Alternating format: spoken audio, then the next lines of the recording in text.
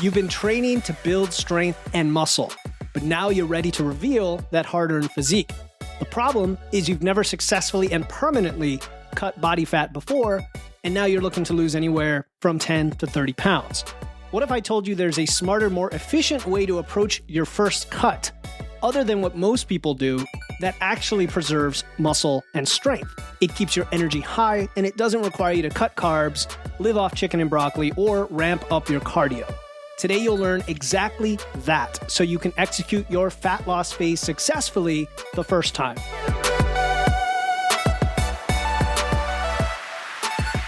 Welcome to Wits and Weights, the podcast that blends evidence and engineering to help you build smart, efficient systems to achieve your dream physique.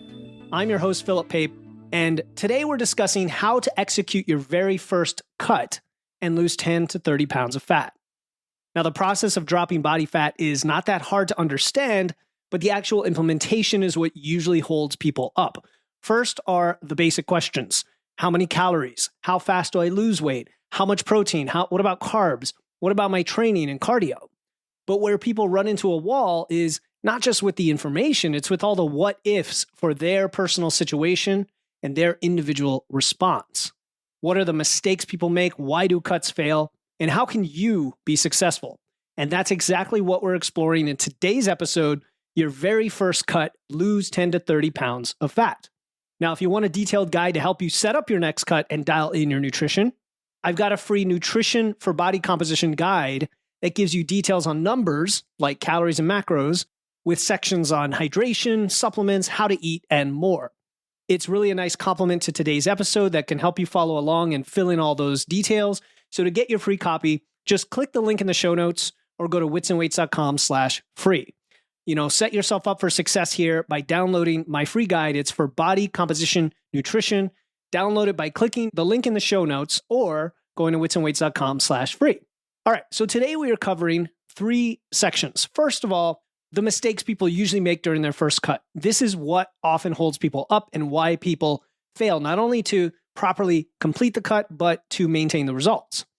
Then we're going to go over some smart, efficient approaches to cutting body fat without sacrificing muscle or sanity. And then finally, I'll give you a step-by-step guide to implementing this approach for your own successful cut.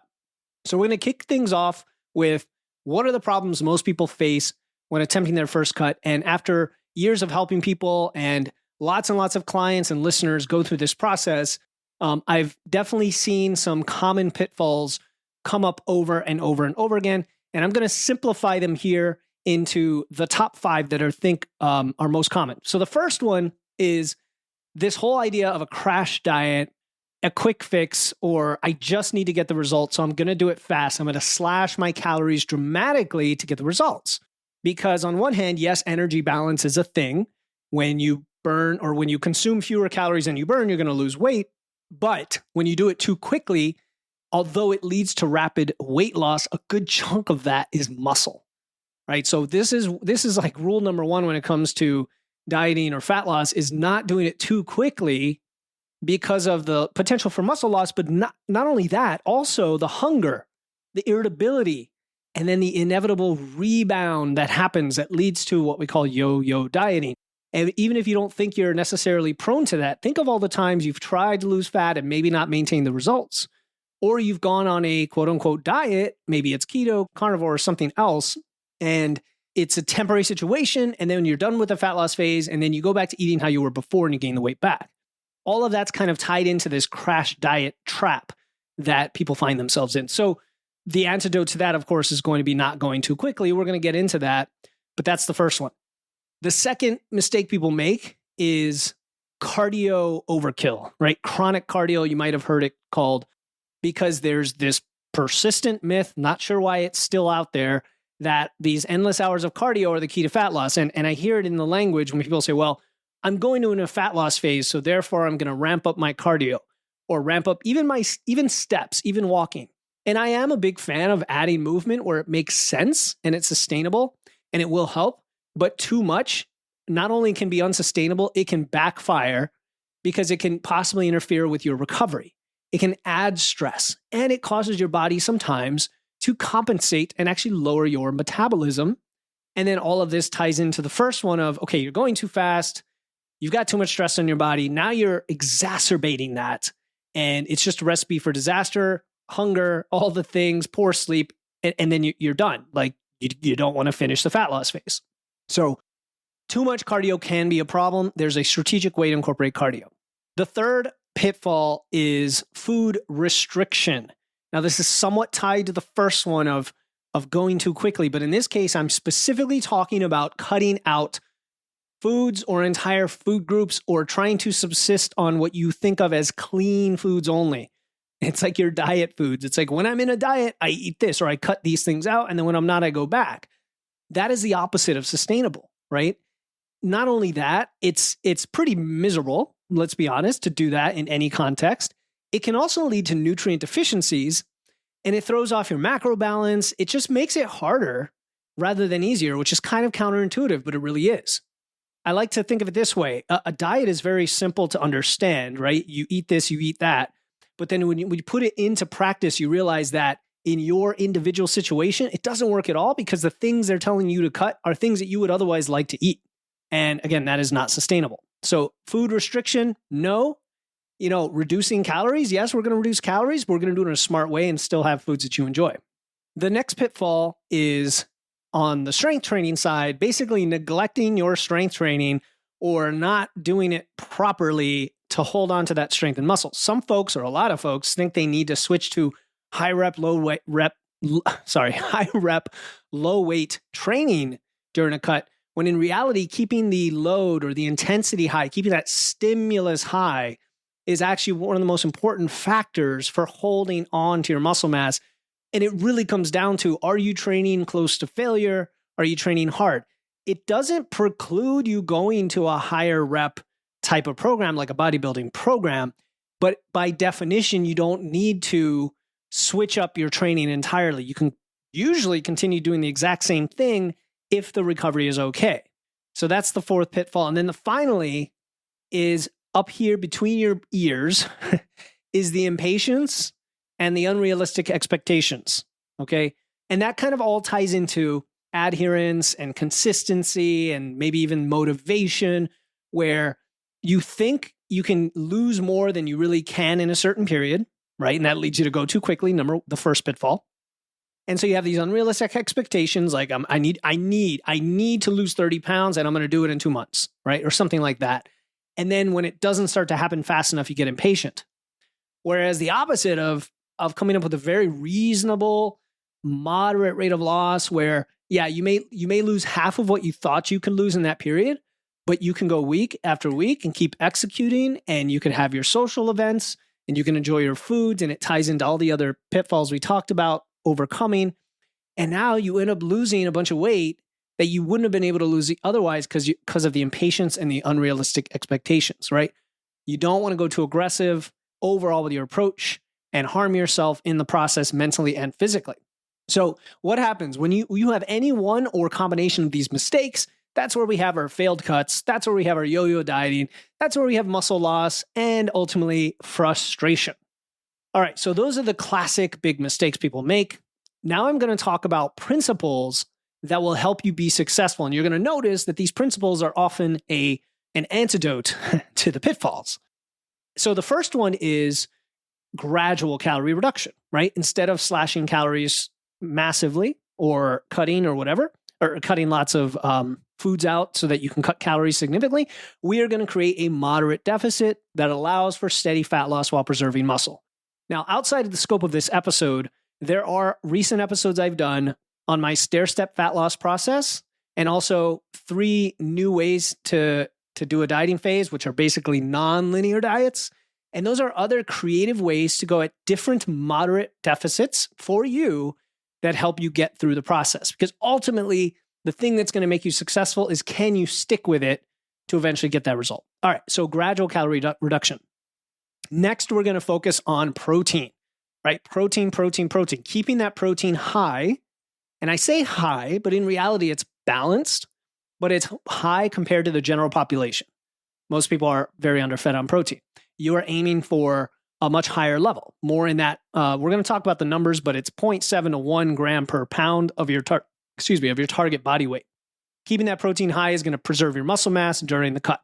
The next principle is maintaining your strength. Now, I put it that way on purpose because there's nothing you can do about how much muscle you maintain. In other words, you can't directly influence that, but indirectly by thinking in terms of strength. In other words, pushing your progressive overload in the gym, pushing, getting more reps or more weight, even though you're in fat loss, and mentally going after it that way is going to put you in the regime where you have that signal to your body that it has to hold on to muscle.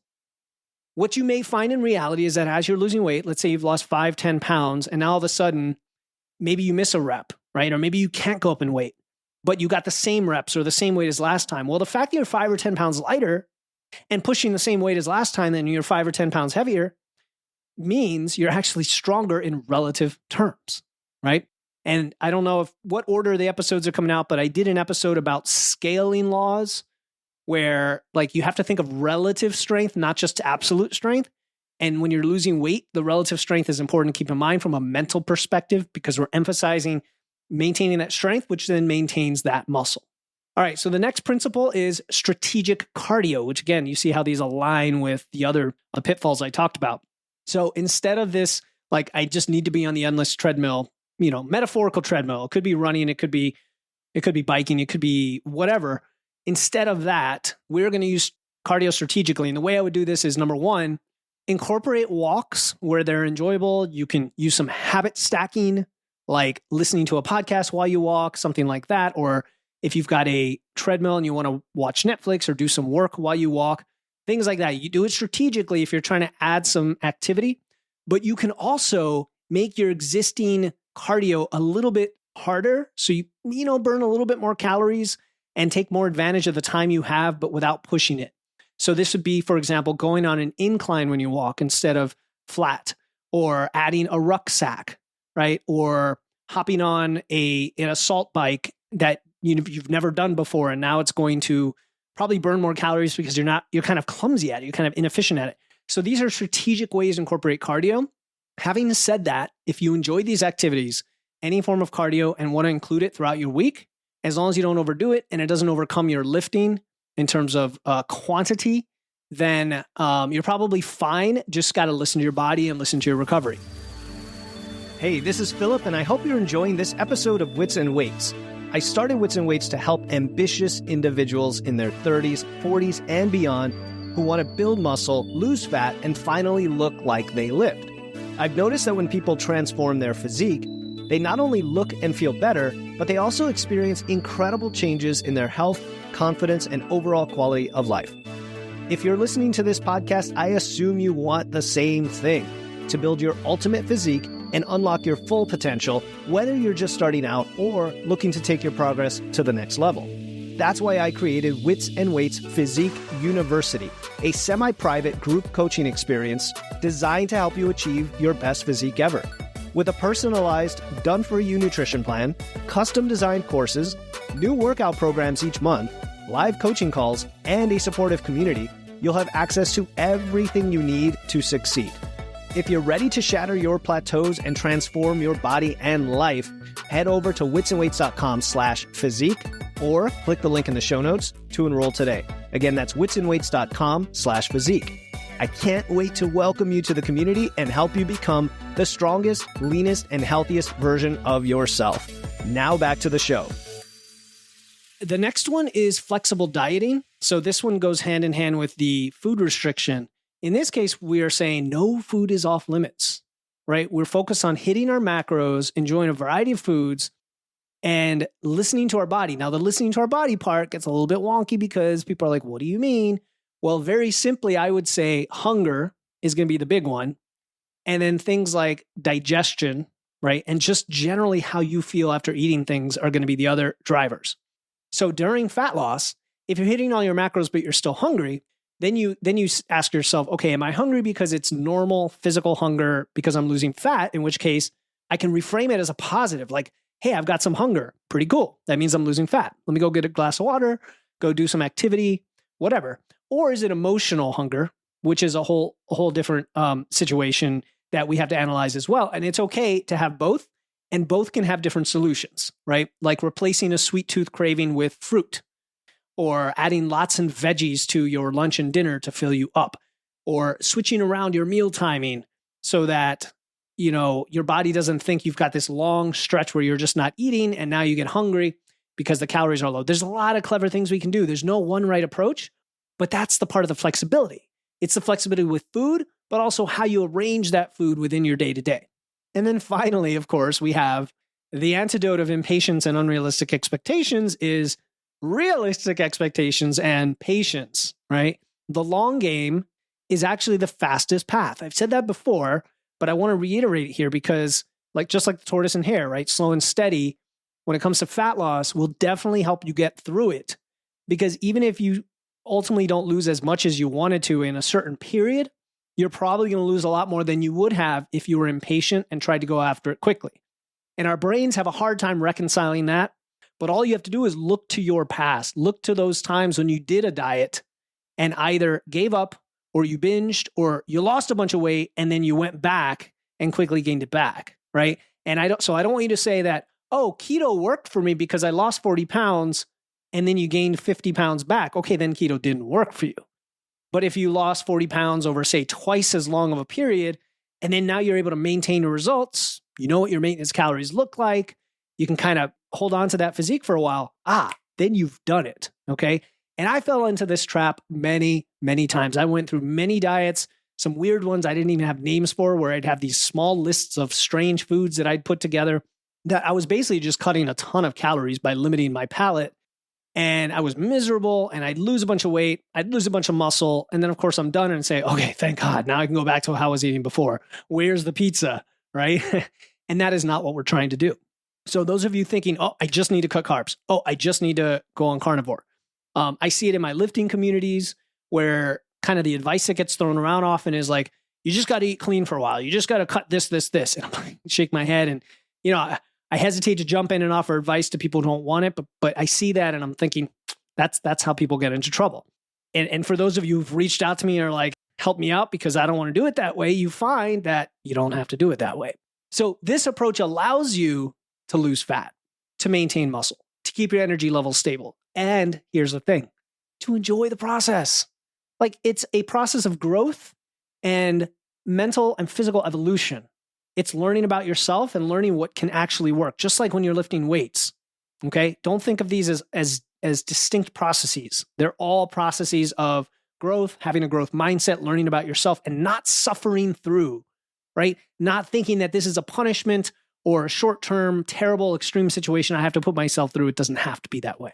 All right, so we talked about common mistakes and common principles, right? For this last segment, I'm just going to break this down into some basic steps that you can take to implement this approach. And of course, if you want more details, this is where you definitely want to reach out and check out some of my other content because I break things down for different areas. You can't learn this all in a day necessarily, but you can definitely understand the overall process pretty quickly. All right, so step one is to establish your baseline. Well, how do you do that? Okay, when you're lifting weights, how do you establish your baseline for your squat? Well, you kind of test out your squat. On day one, you're pretty clumsy. You don't have very good form. You keep it light and you learn a little bit about your technique. Okay, next day you go in, you're a little more confident. Maybe you add a little bit more weight. You get a little bit better technique. Basically, you go for a few weeks, maybe 2 to 3 weeks, right? And by the end of 2 or 3 weeks, you've got a pretty decent squat, assuming you've had some feedback, right? A coach, form checks, whatever. And you kind of know where your baseline is in terms of strength. Well, same thing with your diet and your body. If you can spend 2 to 3 weeks tracking your food, tracking your weight, and then you can kind of figure out how many calories is my body actually burning, right? And I talked all about this in the Macros Are All You Need episode. That might have been last week, actually. And I talked about using MacroFactor to do this, but there's a lot of ways you can do it. You need to understand your baseline by tracking and measuring. Step 2 is now you can set your calorie target. And this is where you would say, okay, I want to go into fat loss. And so forget about what target you want. Think about what rate of loss is sustainable and let that determine what target you can hit when. It's a different way than most people think. Most people put it the other way around, like I have to lose 20 pounds. And then they come up with a plan based on that. And the plan ends up being not right for them. So set your calorie target for something like 0.5% of your body weight a week, which for a lot of people is going to be about 1 pound a week or a 500 calorie deficit a day. Like that's a really good ballpark for a lot of people. If you're bigger, if you have a lot more muscle, if you've done this before, you might be able to push it to 1.5 pounds or up to 2 pounds. But that tends to be more on the aggressive side. Okay, I've very rarely had clients above that, but I've often had clients below the pound per week because of their metabolism, because their metabolism isn't that high. Because remember, whatever deficit you set and the calories it results in for you to eat, you've got to look at that number and say, can I eat this way day after day after day for like 12 or 16 weeks or potentially longer, right? And if the answer is no, then it's too aggressive or you need a more creative approach, like shifting your calories around, cycling, nonlinear dieting, all of that, well beyond the scope of this episode, but that's how we make it sustainable. Then step 3 is focusing on your macros, right? So you've got a calorie target. Within that calorie target, you're going to keep the protein pretty high, the fats pretty moderate, say around 20 to 30% of your calories, and then the rest are carbs. Depending on your calorie level, this will probably result in a moderate to lower amount of carbs during fat loss. And for some of you smaller females or even smaller males who have a lower metabolism, this can result in fairly low carbs. And we're not doing a low carb diet. We're not doing keto. We're not doing this anything intentionally like that. But we are trying to keep the protein high and the fats moderate, and it may result in fairly low carbs during fat loss. And it may look almost like a low carb diet in that sense. And so that's one of the trade-offs we make. All right, so you know what your baseline is, right? We know what our deficit is. We've got our macros set. What about training? I mentioned it already. Plan your training to just be the same. And if recovery starts to become an issue, or if you're always trying to push PRs, that may not be appropriate for fat loss. You may need to go to something different, moderate the volume, moderate the days per week, right? And then along with that is the strategic cardio like we talked about before. And then all you're going to do is track and adjust. And this is where rapid prototyping comes into play. Another principle I talked about on a recent episode. All right, look it up. Rapid prototyping, go into my catalog. You'll see only one episode with that term. And this really is about experimenting with yourself as you go along. Because whatever plan you had on day 1, by day 2 or by week 2, it may need to change so that you can continue making sustainable progress. It's data-driven adjustments. This is where having an accountability partner, having a coach, having a community is massive. It's a huge game changer because those people can look over your shoulder and say, hey, did you do this? And how do you feel? And is this working for you? And if not, here are some ideas. Lastly, of course, be patient and consistent and plan for your cut to last anywhere from 8 to 16 weeks on average. 8 to 16 weeks. So if you know your rate of loss and you assume 8 to 16 weeks, because beyond that, it just gets kind of miserable. And I wouldn't recommend being in fat loss longer than that at any one time. Just do the math and you can kind of tell the ballpark of where you're going to end up with as a target weight. And you can reverse that, engineer that and say, okay, now how many times do I need to do that over the next, say, year to really get closer to where I want to be? So I think this whole episode is really all encompassing. It's a very sound blueprint. I didn't dive into too much of the weeds because I don't want to overwhelm you today. But, it's like when you build a house and you find out that the lumber just went up in price. Your wife actually wants a bigger laundry room, or the trusses you ordered have a vaulted ceiling that you didn't expect. Yeah, true story. Just like all of these unexpected things that might come up, your fat loss journey is going to start popping up these little surprises along the way based on your metabolism, your recovery, how you respond to training, and all of these things that you're going to need to adjust to. And that's a totally normal part of the process, right? If you return to this episode and you just remind yourself of the mistakes people make and the principles to adhere to, and then the steps, all of those can be applied to your situation and you're going to be successful. And then that brings me to the big reveal, all right? The real success of your cut is not about the pounds lost or the muscle revealed. It is about what you're going to learn through this process. I'm such a huge advocate of this being a process of personal growth. It's not about losing fat. It's building a better relationship with the things that nourish you, the things that your body interacts with. It's doing hard things, but enjoying what comes out of doing those hard things and them not being suffering or painful. It's learning to listen to and roll with your body, right? Understand how different foods affect your energy and performance. You're going to learn all of that by taking this methodical approach. It's methodical, but it's highly adaptable. You notice I didn't tell you exactly what to do. I gave you a blueprint, right? So that you can build those skills, you can build the habits and learn how to fuel your body properly, how to balance this enjoyment of it, but also the progress where you're pushing and you're doing hard things, and then make adjustments based on data. And that's the power of this approach, right? Not just changing your body, but changing your mind, building the confidence to know how this stuff actually works. And then you'll be able to maintain the results. And that is what less than 5% of people actually are able to do. So if you're still tempted by cutting carbs, by food programs like Optavia, by weight loss drugs, or some other extreme approach, remember this: sustainable, enjoyable progress beats short-term miserable results every time. Your very first cut, or your very first cut done right, is an opportunity to learn and build something that lasts. And if you're consistent, if you're patient, if you're willing to learn, you'll become a more informed, capable individual. Okay, if you found value in what I shared with you today and you're ready to take your fat loss to the next level, I want to invite you to check out Wits and Weights Physique University. That is our comprehensive, semi-private coaching program where you get personalized guidance, accountability to help you achieve your dream physique. And as this episode comes out, we just launched the Fast Track Fat Loss Cohort. It's a private group within WWPU, within the university. And it's a way to save 15% off the normal price while getting even more personalized attention to accelerate your fat loss phase, such as one-on-one calls, personalized feedback on your data, and so on, so that you can commit to the process. Over 95% of people fail to maintain the results. And it's usually due to a lack of accountability and support. That is it. And if you want to be in the 5% of those who do succeed, I think it's a no-brainer to join Physique University, especially for what it costs. So to learn more, click the link in the show notes or head over to witsandweights.com/physique. Again, click the link in the show notes or head over to witsandweights.com/physique. Until next time, keep using your wits, lifting those weights, and remember that your first cut is just the start of a smarter, more efficient way to improve your body composition, your mind, and your physique. I'll talk to you next time here on the Wits and Weights podcast.